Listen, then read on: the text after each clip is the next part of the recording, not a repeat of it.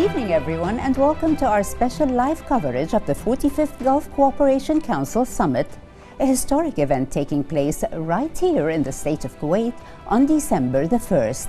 And I'm your host, Maham Tawa. Today, we delve into the significance of this historic event and its potential impact on the region.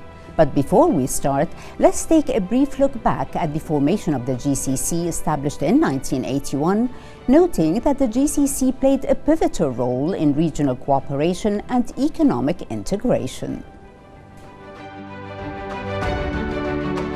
The Gulf Cooperation Council, GCC, has convened numerous summits since its establishment in 1981.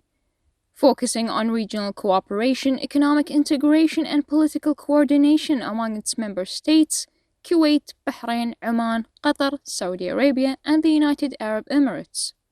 Recent GCC summits emphasized unity and collaboration in addressing regional challenges while discussing economic diversification, security cooperation, and strategies to enhance the Council's global standing.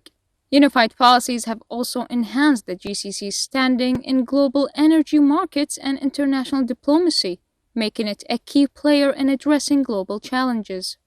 The 44th GCC summit held in Riyadh last year reaffirmed the commitment of GCC leaders to advancing the GCC customs union and the common market, aiming to facilitate trade and investment flows within the region, highlighting the importance of digital economies with agreements to collaborate on cybersecurity frameworks and technological innovation.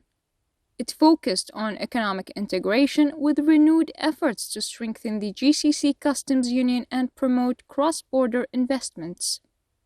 Discussions also focused on enhancing joint defense mechanisms and intelligence sharing to address emerging security threats, underscoring the GCC's dedication to unity and proactive engagement in regional and global affairs, setting a strategic direction for the Council's future endeavors. The GCC summits consistently focus on a broad range of themes critical to regional integration and progress.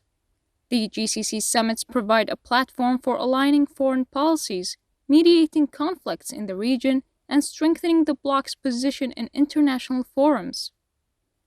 As for sustainability and climate change, member states have committed to renewable energy projects, sustainable urban development, and environmental conservation. The GCC summits have played a pivotal role in shaping the region's trajectory by fostering dialogue and coordination, where the summits have strengthened intra-GCC relations and reduced tensions among member states. As the GCC moves forward, its summits are expected to focus on emerging challenges such as climate change, cybersecurity, and economic diversification. By addressing these issues, the bloc aims to enhance its global competitiveness and foster sustainable development. Strengthening regional security and expanding cooperation in technology and innovation will remain central to its agenda. Joining us today is a renowned financial expert, Dr. Aissam Al-Tawari, who will guide us through the economic implications of this gathering and its potential impact on the region. Thank you very much for joining us today, Dr. Aissam. It's actually an honor having you on the program. Thank you very much. Thank you for having me. Dr. Aissam, I'll start off by asking you what are actually your expectations from this 45th summit, and what kind of decisions or outcomes do you see materializing? Well, the GCC summit comes at a very crucial time. With the Ukraine-Russian war, with the sort of the current conflicts in the region, the war on Lebanon, all of these sort of geopolitical sort of conflicts that are taking place, plays sort of the GCC has to develop a unified sort of position and a policy towards these sort of issues. The main thing for the GCC is the stability of the region, the prosperity of its citizens, and basically trying to be a peacemaker in the process. And this summit comes at a time when We just had the sort of the ceasefire in Lebanon with Israel, and hopefully we'll see a ceasefire soon in Gaza, and to resolve the human sort of strife that's taking place there. And the GCC plays a big role in basically trying to be a mediator, forming a unified position, and be part of the solution for in these conflicts. That being said, also the GCC looks at sort of the economic sort of key milestones maybe, yes, that should take place. You know, we're talking about the unified currency, the customs, the unified customs and tariffs. We're talking about the intertrade between the GCC countries and how to basically improve that. All of these are key discussion sort of points during the next GCC Having summit. said that, Dr. Assam, I wanted to ask you about the common market. The common market, does it necessitate having a unified currency or not necessarily? Not necessarily. Not necessarily. However, let's just put it this way. With the exception of Kuwait, all the GCC currencies are pegged to the SDR, which is special drawing rights, which primarily pegged to the dollar. So almost all the GCC countries have the same parity amongst each other. The only exception is Kuwait. And the currency exchange for the Kuwaiti dinar is not too far away from the rest of the GCC countries. However, there has been a proposal to have a unified sort of currency with one or two countries that have basically will be outside the unified currency for its initiation. It is something that's still on the drawing board and something that needs to be achieved. But to have a common market within GCC, we're already seeing that. You know, no taxes between for products within the GCC if it has already been paid in the importing country. We're seeing some reduced tariffs for exports between the GCC countries, just to encourage trade between the GCC countries. Yeah. And we're seeing that. You know, the biggest trading partner for us is Saudi Arabia and then UAE. There's a huge trade flow with Kuwait. And the same thing can be said between Bahrain and Saudi Arabia, between Oman and UAE. And hopefully, when we see the GCC rail link, this would even improve the transportation and cargo and trade between the GCC countries. And when do you think this is going to happen, the railway? The railway is something, it's a project that's been discussed for a number of years. We're seeing each country is doing its part of the railway within its sort of boundaries. So Saudi Arabia is already there. But they're working on the link with Kuwait and Bahrain. Bahrain, they're talking about it. Qatar, Oman, are still at a different stages. So from the reports that I've been following, so probably we're going to see this probably in the next five or 6 years. Okay, great. And as a host nation, what unique role does Kuwait play in the GCC, and how do you see that this summit contribute to strengthening Kuwait's regional position? Kuwait was the one that has called for the establishment of GCC in 1981.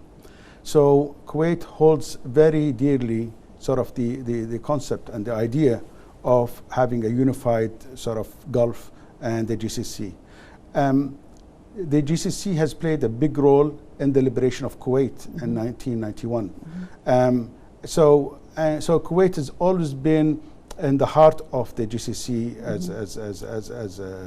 as a group. So we can say that Kuwait is a diplomatic hub actually for the GCC, right?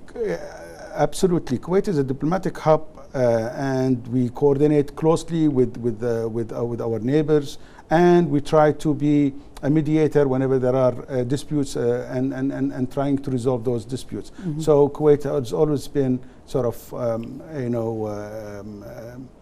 a positive factor within the GCC. So it is right to say that this summit not only reinforces Kuwait's position within the Gulf itself, but actually it elevates its role as a playmaker in regional and international areas, affairs, promoting peace, stability, and cooperation among member states. Right? Kuwait has always been playing that role from since its liberation, since its independence, and it's being solidified by the fact that today we're taking the chairmanship of the GCC for the next year.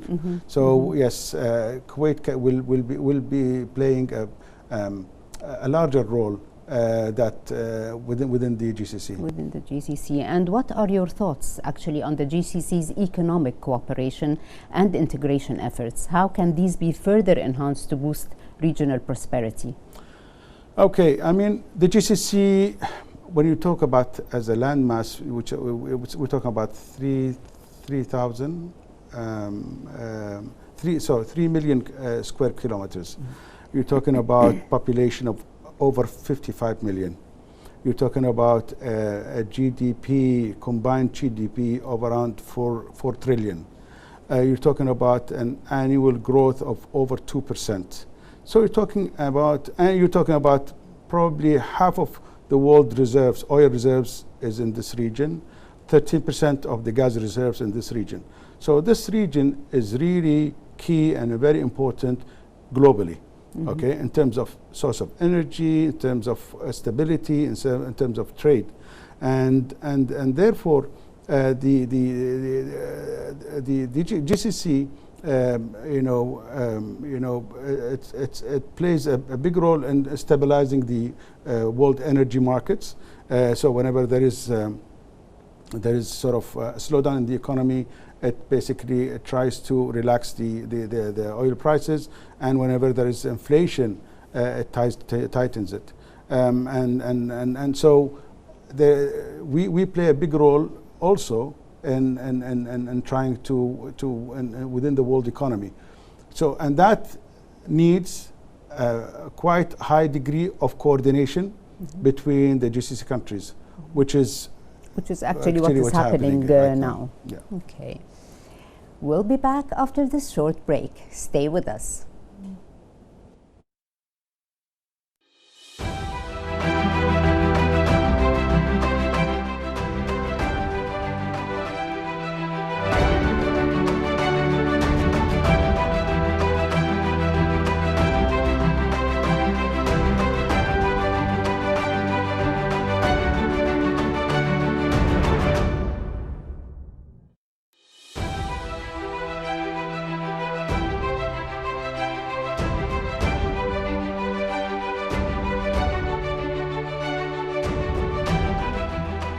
We're back, and it's a pleasure to have Mr. Ministerial, the Group Head of Principal Investment at Gulf Investment Corporation, known as GIC, via phone call to shed light on the importance of the summit and its implications.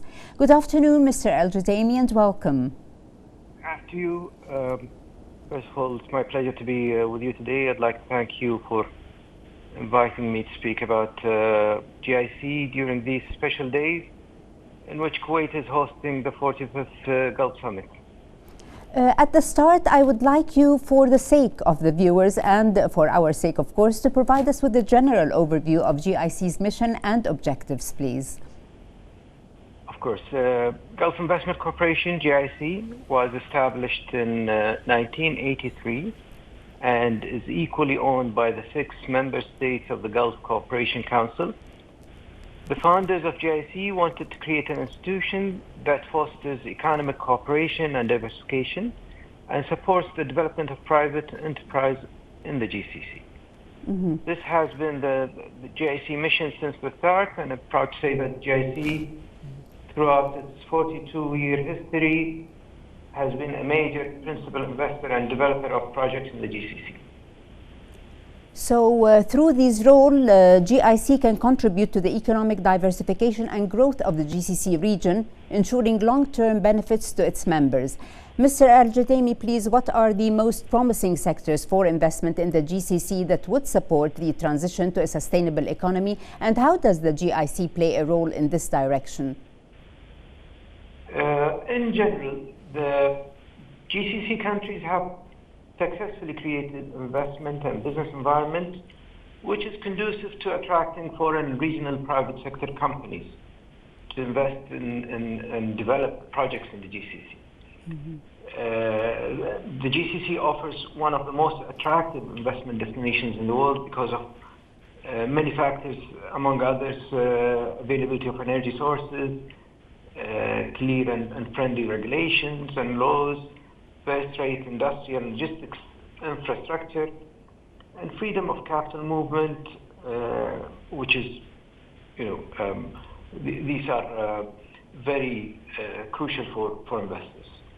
However, in an effort to create sustainable economies, the GCC have increasingly relied on public-private partnership model to develop some important sectors, such as infrastructure, like power and water production, water storage and transmission, ports and airports, as well as social infrastructure like healthcare, housing and education.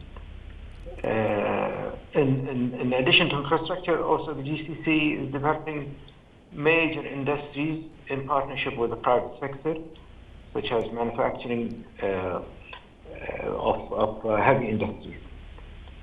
GIC is presently playing a role, but can also play a bigger role as the direction moves towards PPP initiatives.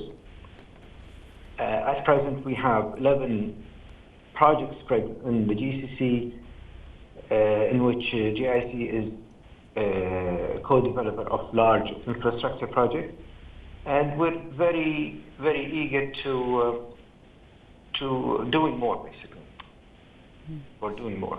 Okay.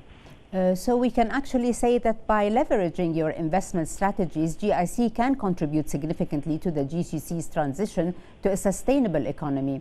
Mr. Al-Judaimi, what are future expectation plans and investment strategy in the GCC, do you think? The GCC is very promising. GIC has always played and will continue to be committed to developing projects in the GCC. We've always played a role and will continue to be committed. We built specialized teams.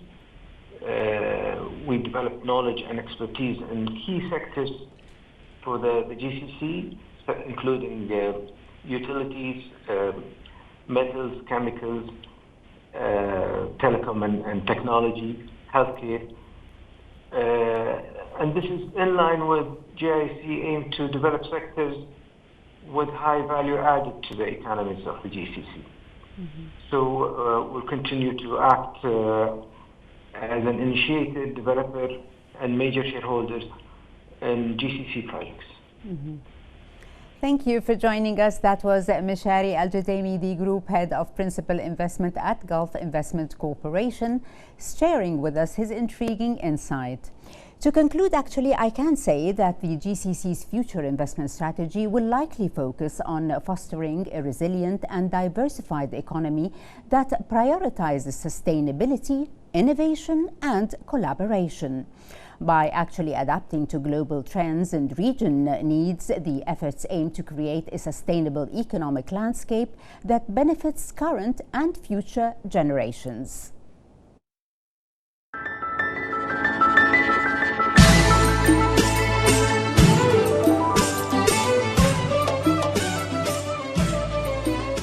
Welcome your majesties and highnesses, leaders of the Gulf countries, to the state of Kuwait.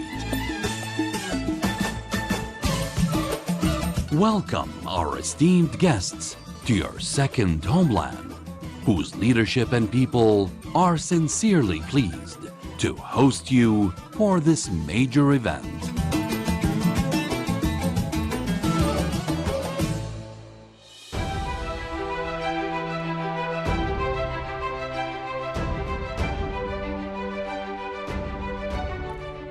ladies and gentlemen, with our live coverage of the 45th GCC Summit with our guest, Dr. Aissam Touari.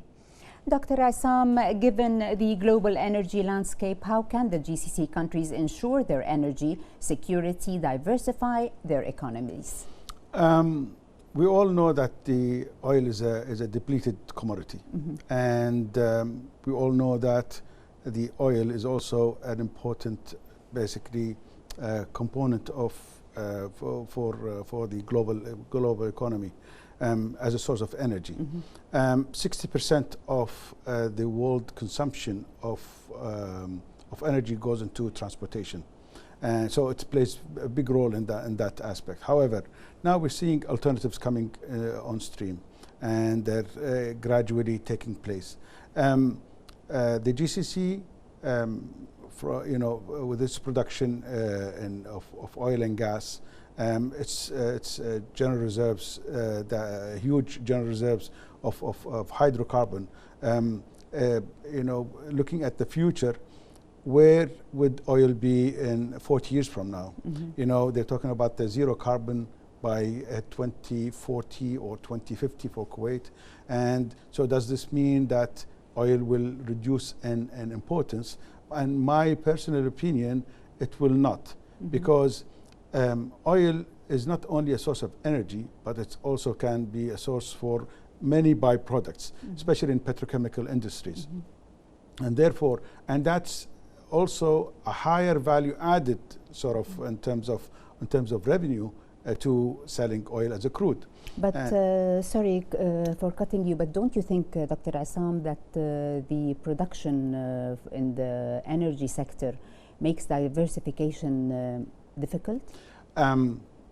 If we go back to 2015, when the GCC countries witnessed the drop in oil prices, that was sort of a shock for many GCC countries, and they started basically rethinking their production sort of policies.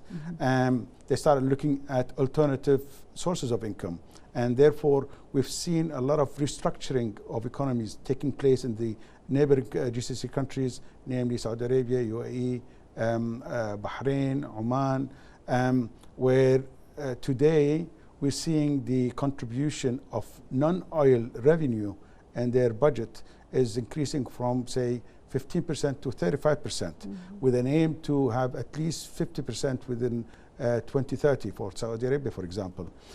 So the restructuring taking place by attracting foreign direct investments, by looking at promoting the new sectors like tourism, and trying to use the potential of those sources of revenue.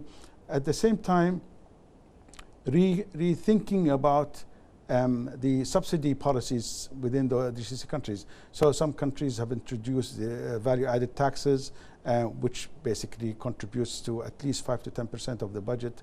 They're looking at repricing the utilities to have a more realistic sort of cost contribution by the consumers, and that also affects the behavior of consumers, basically having them to be much more conscious about their consumption, and that's taking place. And looking at alternatives, of course, promoting solar energy and so on and so forth. And so therefore, all this shift is basically has helped to, now we see more non-oil revenue taking place. Looking at the future, many of the GCC countries is looking to at least rebalance their budgets with at least 50-50, between oil and non-oil. In countries such as Bahrain and UAE, you're looking at around 50 to 60% of non-oil revenue taking place. Bahrain, is more focusing on the gas, gas projects, and using it for mega projects like the aluminum smelter that they have there. And so, yes, we are seeing a move towards away from heavy reliance on oil, but we cannot basically break away from oil for over the next 5 or 10 years. Yeah, that doesn't mean that it is depleting. No, I mean it's not. Yeah, right? no, it's not. Yeah, okay. Actually, there are some studies that looked at the reserves in Saudi Arabia and Kuwait. Saudi Arabia and Kuwait, we have reserves that goes beyond 80 years from now. Mm-hmm. Okay. Yeah. Okay. And how can the GCC actually collectively address global challenges like climate change, food security, and cyber threats?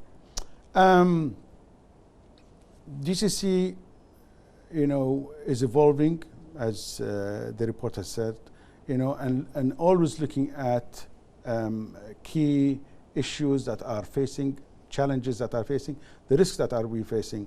And today, the type of risk or challenges that the GCC is facing is different from what it was 45 years ago. Absolutely. And therefore, cybersecurity is one.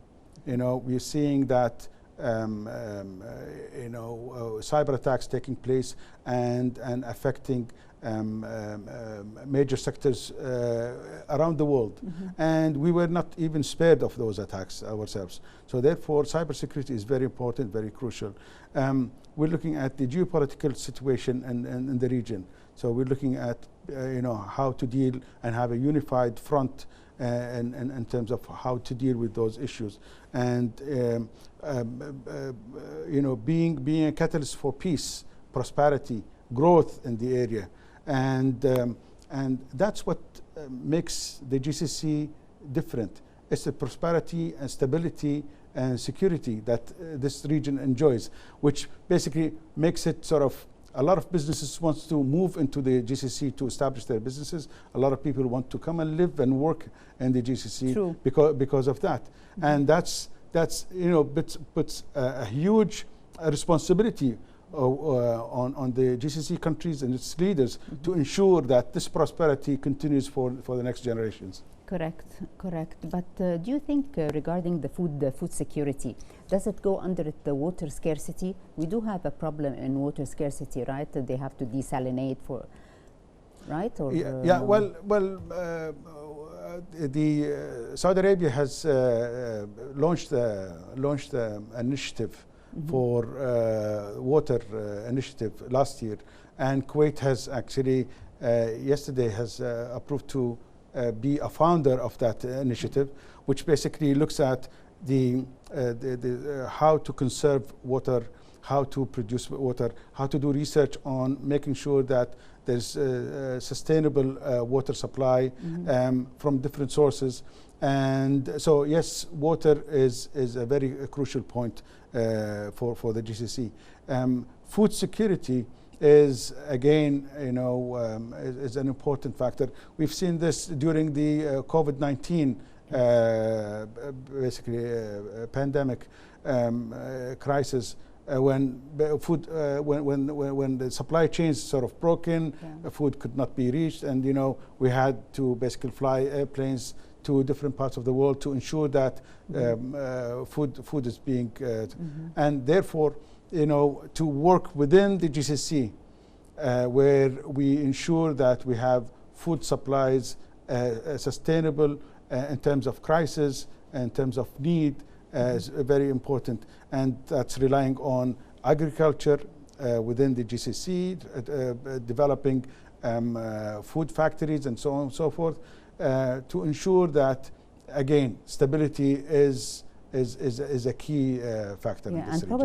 And probably in the summit they will also be discussing the health issues, like as you said in COVID-19, they must be discussing, or they will be discussing about the pandemic. Should any, God forbid, another pandemic happens, what they will do, or what precautions they have. That's a very important point. At the same time, the ministers of health have always been having sort of a continuous dialogue. Coordinating, for example, the labor tests between all the GCC, so they have a common database whereby any labor that's basically coming to work in the region, they go through health tests and what have you, and the results and information is all shared within the same platform. And that's something that has taken place for many years. A close coordination and collaboration between the different health ministries, healthcare institutions, trying to look at how to safeguard their people, the people, and that's very, very important. And that's why we see the GCC, there's a good healthcare system that's supporting the citizens and the residents at the same time. Absolutely, correct. A short break and we will be back. Stay with us.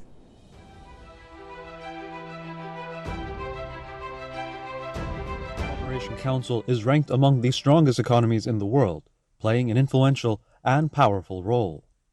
The comprehensive strategic vision for economic diversification set by Their Majesties and Highnesses, the leaders of the GCC countries, aims to reduce dependence on oil revenues, as it included visions for a wide range of initiatives and reforms in various sectors, and is designed not only to build resilient economic structures, but also to attract foreign direct investment. The GCC countries are positioning themselves as a competitive digital hub on the global map, supported by their favorable geographical location and young population. The GCC's strategic location, coupled with a solid infrastructure, paves the way for attracting international partnership that supports the long-term development goals. This vital approach is to sustain economic growth and ensure that the economies of the GCC countries remain strong in the face of global economic fluctuations and regional challenges. There are many facts and figures that support these initiatives and confirm the progress made by GCC countries, including the Unified Economic Agreement, the establishment of the Gulf Common Market and the Customs Union, as well as the abolition of custom taxes between member states, numerous economic achievements, strategic partnerships and investment opportunities, expanding global trade horizons, addressing regional challenges, and securing stability, in addition to the achievements of the digital economy. The Gulf countries together constitute the 8th largest economy in the world, with an annual growth of their combined economies estimated at about 6%, and a gross domestic product of $2.4 trillion expected to reach $6 trillion by the year 2050. The size of the sovereign funds in the 6 countries reaches $3.225 trillion, with the volume of intra-Gulf trade reaching $107 billion. The Gulf countries adopt a political approach and clear positions that have earned them a prestigious position on the international level, which is evident from the invitation extended by the BRICS group to include 2 of the member states of the Council, Saudi Arabia and the United Arab Emirates. Regarding the GCC strategy, the member states have balanced and consistent political positions at all political and economic levels, an example of which is the summit that included the leaders of the 6 GCC countries with the U.S. President Joe Biden in Riyadh, the Gulf-China Summit that was also held in Riyadh, which was attended by the Chinese President Xi Jinping, as well as the meeting that brought together the foreign ministers of the GCC countries with the Russian Foreign Minister Sergei Lavrov in Moscow, and the meeting that included the foreign ministers of the GCC countries in Riyadh and the U.S. Secretary of State Anthony Blinken.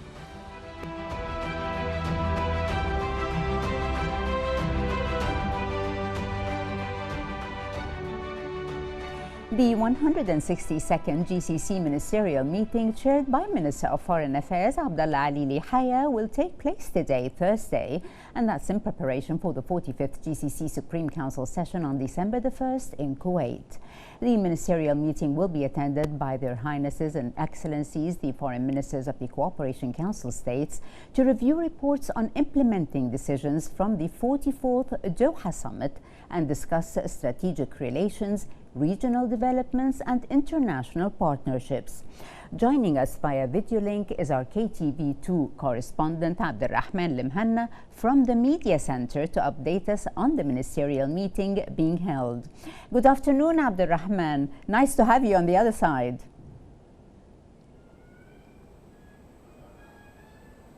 Good afternoon to you, Maha. Abdulrahman, can you please give us an update about the agenda being discussed during the 162nd GCC Ministerial meeting? Of course. First of all, good afternoon to everyone and to your exclusive guest and to the viewers of KTV2. I'm currently at Sheraton Hotel at the Media Center of the Ministry of Information. And as we all know, I'm giving you the latest on the 162nd Ministerial meeting where foreign ministers of the Gulf states such as Saudi Arabia, Kuwait, Oman, Qatar, Bahrain and the UAE are all gathering to prepare for the upcoming 45th Supreme Council Summit, which will take place on Sunday, December the 1st in Kuwait City. I mean, this meeting is all about setting the agenda for the Supreme Council and reviewing the progress of decisions made in the past year in the summit in Doha. And the ministers are also discussing the Gulf economic projects and security issues, and also strengthening economic cooperations between the GCC member states. A big part of today's talks could focus on a lot of things such as the custom unions, laws and policies and taxes, and also could focus on the railway projects these ideas are stemming out of the concept of an economic integration, probably more influenced by the Euro example, which has been going for decades if you think about it, but the Euro example has gone too far, and that's how politics work. It takes decades and decades for a process of formation to finish. But then again, how Europe have reached the unified currency have taken them about decades to reach a unified currency. And this is what the GCC are trying to do. They're getting inspired by major global powers and entities, and we're going on that way. Now let's move on to Kuwait. Kuwait, as the host, is playing an active role. Kuwait's Foreign Minister Abdullah Ali Lihaya is chairing the meeting, as you mentioned, and as we all know. And earlier this week as well, we know that the Crown Prince of Kuwait, Sheikh Sabah Al Khalid Al Sabah, may Allah protect him, has also met with the GCC Secretary General Jassim Libdawi to discuss the goals of this summit. And honestly, this ministerial meeting or this ministerial gathering comes at a critical time where the Gulf is dealing with big challenges. Shifting from Gaza to Lebanon and other issues such as the global push for renewable energy.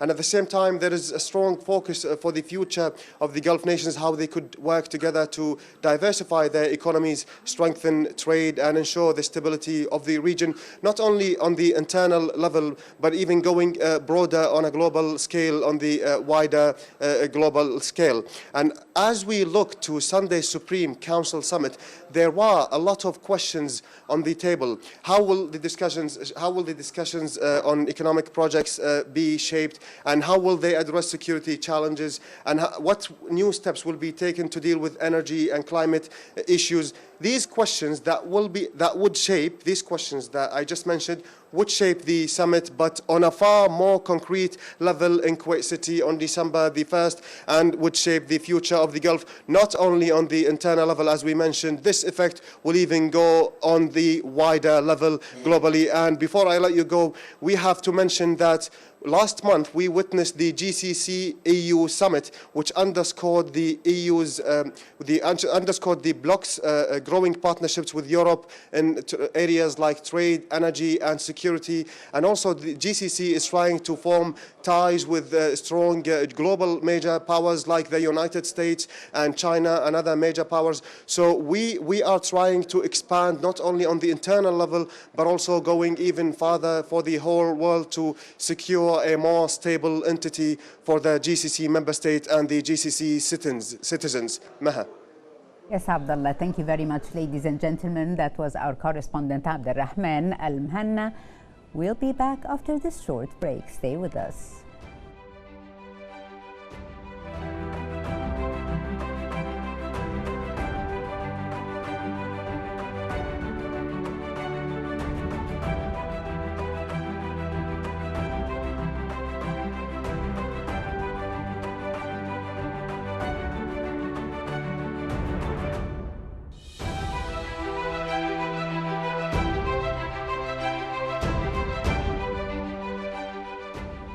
Welcome back to our special coverage of the 45th GCC Summit. To gain deeper insight into the historical and diplomatic significance of this event, we've prepared a special interview with a distinguished guest. Please watch this exclusive interview with Ambassador Abdulaziz Al-Sharikh, former director of the Saud al-Nasser al-Subah Kuwaiti Diplomatic Institute. The coming summit is going to be of immense importance, not only because of the importance of the participants, the leaders of the GCC countries, but also considering the political milieu, the environment, regional, international, and of course at the Gulf level. The situation is so complicated, and I think the GCC leaders will have a lot to discuss, and the nature of the complicated situation, current situation in the area would naturally add to the importance of this meeting. I believe the international attention will be focused on Kuwait during the time of holding this great important meetings, and I hope it will come up with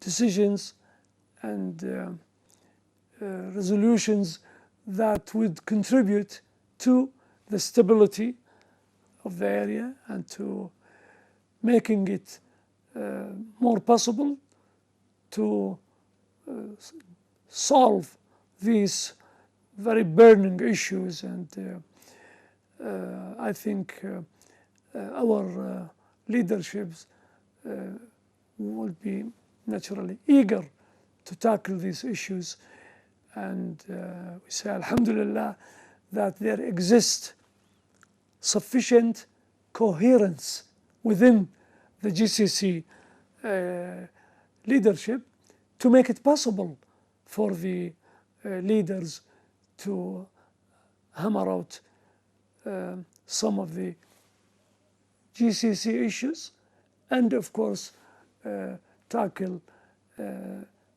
the regional and international issues that are troubling our area.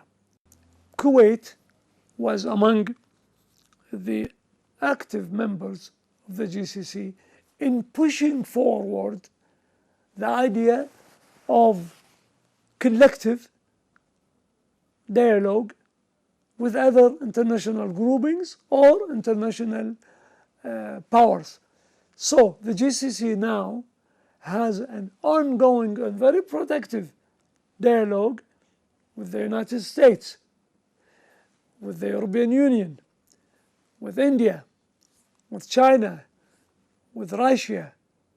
So the GCC believes that the best way to maintain peace and security and foster cooperation is by having dialogue, and these multi-approaches to international business and economics has proven to be most effective. And lucky for us in the Gulf, not only we seek to have a dialogue with them, in every case we found corresponding desire by the other side. So the Americans, the Russians, the Chinese, as far as we can tell, are as eager to have the dialogue, and it's collective. 6 countries with the United States, 6 countries with. This, of course, gives us, I wouldn't say bargaining position, because after all, it's business, and it is decided on business like atmospheres and considerations. But nevertheless, it has provided the GCC a stronger stance in international economic life.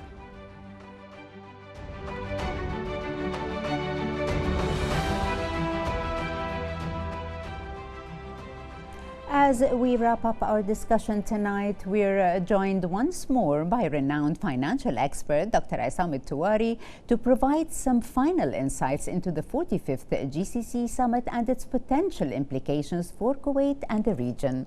Dr. Isam, can you tell us how do you see the role of GCC in evolving geopolitical landscape? What are the potential risks and opportunities for the region? Okay. As I said, the GCC is a stable region, and what's surrounding this region is there's a lot of competition. There are a lot of conflicts that are taking place, and it's for the GCC's interest to ensure that stability goes beyond the boundaries of the GCC, and therefore, the GCC is playing a big role in trying to resolve the conflict in Gaza, for example, to resolve the conflict in Lebanon, trying to basically play some kind of a middle ground role in the conflict between Russia and Ukraine. And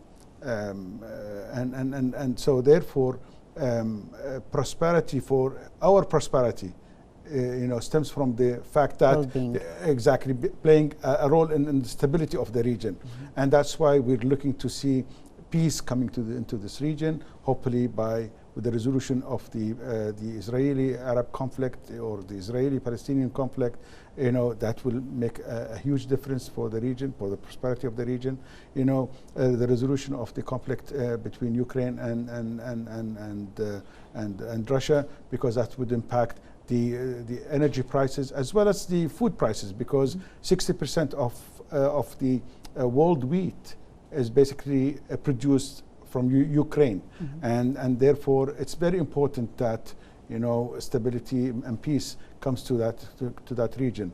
And so GCC plays a big role in trying to ensure that these conflicts and those wars are resolved, and so that people would be looking at growth, prosperity for the region.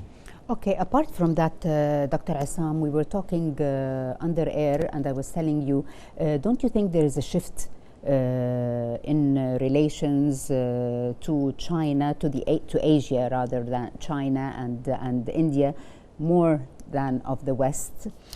Well, India and China are huge growing economies, and growing economies, they really need energy, and that's where the GCC comes in as a major supplier of energy to these two huge economies, and therefore on the other side, Europe are much more mature economies, and therefore they're looking at alternatives to cleaner alternatives to energy than oil, and therefore we're seeing a shift in importance and trade from Europe towards Asia in general, and China and India in particular.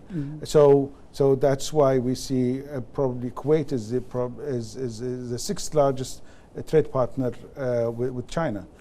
Basically, we supply oil to China and to Japan as well. And yes, we're seeing that shift, and this is only because of the evolution of the global economy. Okay, I see.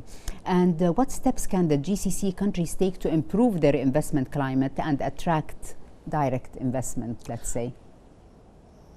It's very important to look at other sources of revenue for the GCC other than oil. And that's why improving the business climate, trying to simplify the legal sort of or legislative aspects, making it easy for companies to come and set up in the region, improving the communication infrastructure, improving the transportation infrastructure, linking our markets with the global markets, and trying to create suitable lifestyle for people to come and live and work and innovate in the GCC. And we've seen these steps being taken by many GCC countries trying to improve the FDI into the countries. In Kuwait, we have around, through Kadiba, they've managed to attract about $600 million, I think, a year ago. Bahrain, they've attracted around 2.5 billion. Oman have attracted 5 billion. UAE, they've attracted around 35 billion, and they're targeting 70 billion. So all of that just gives you an idea. If you improve the business environment, you'll find much more businesses moving into your region and your country. And when we see those sort of improvements in one country, it spills over on other countries. Exactly. So yeah, probably we're trying to catch up with the other GCC, but we are also learning from their experience, and we are improving our learning also, and probably will avoid the wrong things that went wrong with them. Definitely, right? Yes, definitely. Yes. And how can the GCC actually prioritize social development and improve the quality of life for their citizens? Well, GCC countries have always been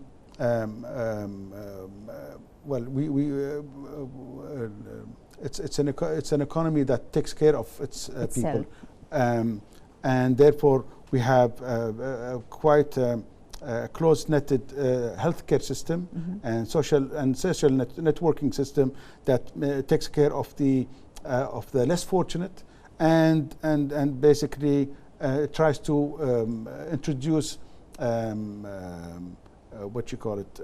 equality amongst the citizens. And it is very important that this is the cornerstone of the prosperity of and the welfare of the people.